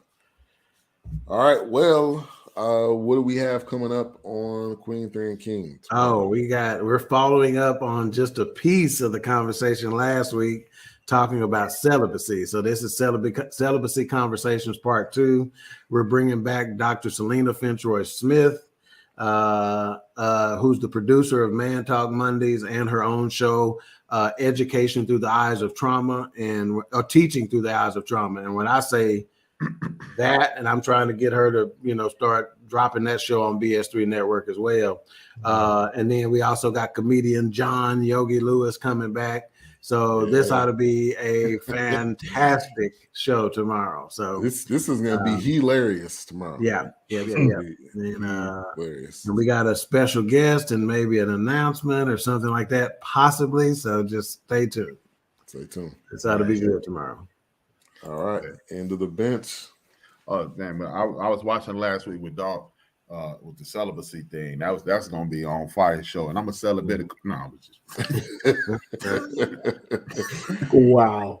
I got my Bitcoin guy, stock market guy coming on to continue the education process in regards to investing, just not living. You could potentially put yourself in a situation to whereas you can stop working one day, make your money work for you.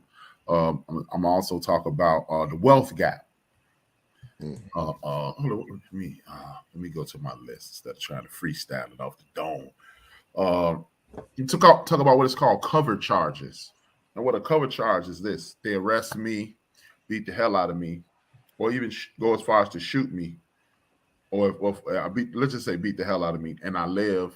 And what they do is say I attack them, and I attack them, and they put those charges on there, and those charges stick. And in some parishes, this parish in Louisiana, they've made it so you can't even charge police and sue police for excessive force anymore.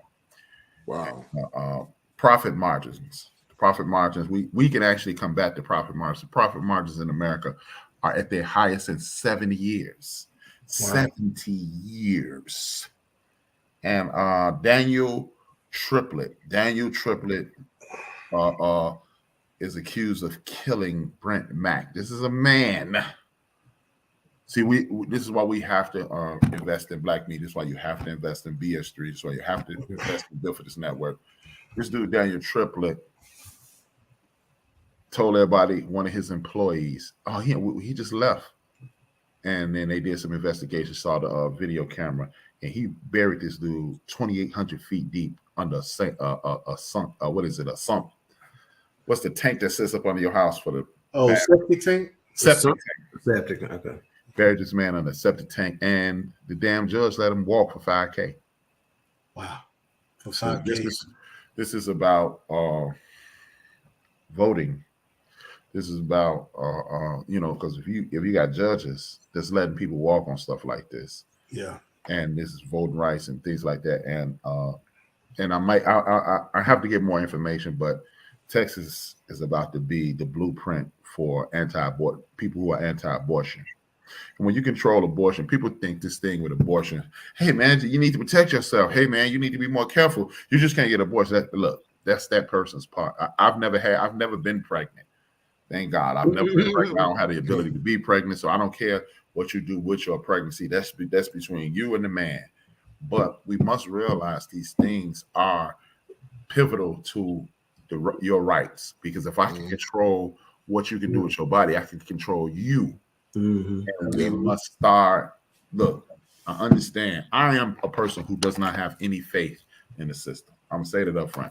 I have zero faith in the system. But the reason I don't have faith in the system is because we haven't applied ourselves to the system. Me, my man Craig, and my man Stacy was talking tonight. How is it that we make up 40%? 40%. I'm gonna say it again. 40% of the population in the state of Mississippi, and it's still a red state. Yeah. Wow. Right. Just us. Yeah. I'm not talking about the Latinos. I'm not talking about the Asians. 40%. 40. And it's still a red state. We must stop complaining and start engaging. So I have to get more information. If I get more information on that abortion thing, then I add it to it. But as of right now, I'm just going to talk about the profit margins. I'm going to talk about Daniel Truitt. I'm going to talk about the most important thing I'll talk about tomorrow is Maya Angelou. I'm just going to leave that as Maya Angelou. I am angry. I am angry. Wow. That's going to just be a raw dog, buck naked rant. Okay. It's not going to have any facts. It's not going to be any statistical information. I want to say something real quick about that. Why is it that the United States Congress, whoever passes that, why do they have to find the safe person that everybody loves and recites and repeats? Like, why can't you put somebody on there that was radical? Wills. See, you're a thinking person, so you're thinking, do it the right way. But what it is a concession. Why can't you put somebody on there? There you go. Say that word again. Say that word again. It's a concession, Wills. Right. They want you to go, Look, it's a legion of our people going, see, we finally made it to the money. Meanwhile, they stripping women of their sexual or their body rights. Right. Meanwhile, they're stripping us of our voting rights. Meanwhile, they like it's 13 states that they just made it harder to vote. Explain to me why in the state of Georgia it is illegal to walk up to our grandmother and say, "Hey, grandma, why you waiting in line for water?" Yeah, here's a bottle of water. It's illegal. Right. They just took the most highly populated area in the state of Georgia with our people and reduced their polling place to one polling place. I don't know, Charlotte. I have to look at that. I'm not sure. It's just amazing to me how they always. Yeah, she's on the back of a coin. The back of a coin. Look, she's the ass of a coin with George Washington on the other side. So you got one person who owned 400 people, and you got the descendants of the people that. That's what I said. That segment for me, all dog butt naked rant.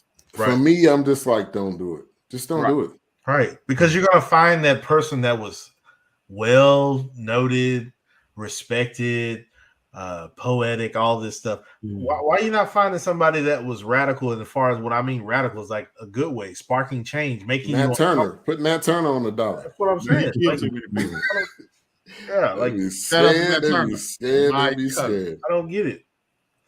They be scared. Yeah, man, it's a concession, and we have to stop being. That's why I said I don't want outside of our awards. I don't want Harder They Fall to win anything. See, because we must get to the point where. Yeah, I don't want you to recognize it. Right.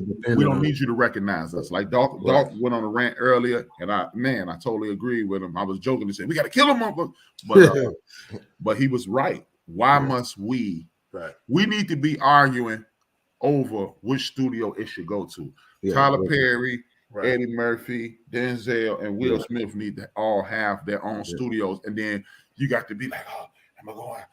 Am I going? Versus, well, because look, the average movie take about 4.5. A rom-com or a buddy comedy like this was a buddy comedy. That's what something that they call it black exploitation. When it was two white guys, they call it a buddy comedy. There you go. Yeah. We those movies only take about $4 million to make. Mm-hmm. Right. So, but yeah, Will, you're right. But I'm just tired of these things being curated, and that's why I said that's why I got rid of sports, man. Anytime you telling me, like, again, I don't want to go on this rant, but I have to get it out now. I don't watch sports anymore, but I watched. Look, this is how disengaged with sports I was. I watched I watched everything in that game, but the overtime part with the Kansas City Chiefs. I literally went and laid in the bed and turned on a YouTube video. That's how disengaged I am with sports. Yeah. But they told us we've never seen anything like this. Hey, dog, 1983, didn't you watch that double overtime game with Dan Fouts and David Woodley, Miami Dolphins, the game that Ben and Wilkes, y'all see them carrying Kellen Winslow. Chuck Muncie might have been on there. Right, exactly. They carried Kellen Winslow off the field because it was so humid and hot. We've seen great Kellen Winslow. The great, thank you. Went on to the reason why the Baltimore Ravens are who they are right now. Say it again, man. Mm-hmm. So, hey, man, I'm just tired of that. Now that's another dude. I know who you're talking about. He's from Alabama. That brother, okay. He from Alabama. That brother. He played Ozzie Newsome. Ozzie Newsome. Yeah. Wrong black tight end. But they tell us we've never seen these things before, and we have. Right. I've seen games like that. Hell, one of the greatest games in the history of football is a Dallas Cowboy game. Drew Pearson pushed the dude out the way and caught the ball, the Hail Mary. The actual invent of the Hail Mary. Right. So, but they don't never. You see, like me and Stacey were talking, and critical race theory is a elective, and they've turned it into a situation, and all it's doing is teaching history. So, I have to talk about it. I gotta find this picture of this artist. He's been blowing up. He painted the illustration of the critical race theory, and it literally has like this white lady painting over black figures. And this picture has like been blowing up. Like it's wow. Huge. If you really want to get pissed, you can either Google the picture, as Wolf just said, or watch this documentary called White Man's Burden. Oh Lord, I can only imagine. Christ, I'm already thinking about it right now. Jesus. After you said that. I can only imagine. Because they had to carry us. They had to carry us over here in a boat. Oh, my fault. Right. Shout out to Kesey. Thank you for tuning in. All right. So we'll let you. We want to decide what we're doing next week now. Oh yeah. And also on the list we had Black girls? It was talking about the missing black girls. That was Y'all awesome. said, hey man, y'all said y'all want to keep it light for a while. We're gonna keep it light for a while. That ain't, you know, we need to watch that around April. Because that's heavy. Maybe we do the Soul Train. If it's a I think that's like 6 episodes. Okay. If it's a stand-up, I mean not stand-up. If it's a series, then maybe not. I think it's a series. I was looking to see if anything jumped out on Netflix or anything. Hold it, didn't I send us something in the group? And I was like, man, this is powerful. Oh, was it the Don't Look Up or was it there was something else? Oh, let me look at it. I think it was Don't Look Up. That was that. Oh, it was. It ain't black, but there's some black stuff and some black folks in it. But unlike Ozark, yeah, Zero. Yeah, you're right. It's a Zero in Ozark. But yeah, Tyler Perry's in that as Tyler Perry. Yeah, And Don't not Look as Up. Medea. On the talk show, right? Hey man, let me tell you about that movie. Don't Look Up. It is running parallel to what we're dealing with COVID. Let's do that. That's a dope joint right there. What's that? Don't Look Up. Don't Look Up. That's a series or a movie? It's a standalone movie with the homie from Jamie Foxx movie. What was the name of it? Django. DiCaprio. Not that his name. Leonardo. Yeah, Leonardo DiCaprio. Jennifer Lawrence. Man, and, it's a great joint, man. We need Jonah Hill. It'll be our first non-urban movie. Kid Cudi is in it. What?